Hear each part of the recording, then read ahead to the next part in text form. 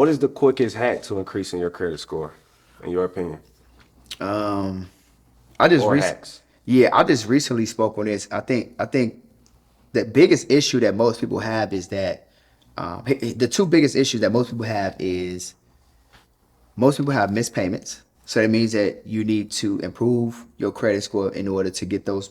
Like you got to get them late payments off. And the best way to do that is what I was just talking about earlier, which is Metro 2 compliance.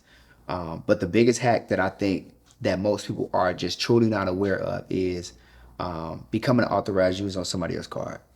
Like that changes the game because you got to think somebody can have a 500 credit score and they can go to a website like Trade Genie, Trade Supply, and they can add a trade line.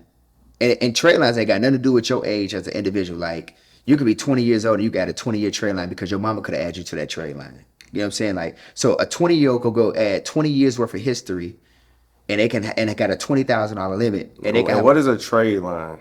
a trade line is an account that you will be considered an authorized user for. So it's a line of credit, like a credit card, like a Chase, Discover, American Express, whatever.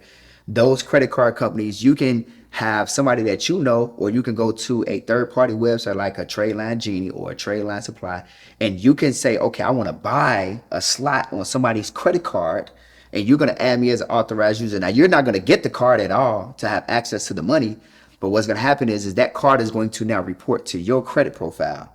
So what happens is when you add trade lines, which is this why I say is the biggest hack, when you add trade lines, it positively affects 4 out of the 5 credit metrics that your credit score is comprised of. So we're talking about you're going to beef up payment history, which is 35% of your score. You got credit card utilization is going to drastically decrease your credit card utilization, which shoots up your score. So now that's another 30% of your score. Then you're going to add an account.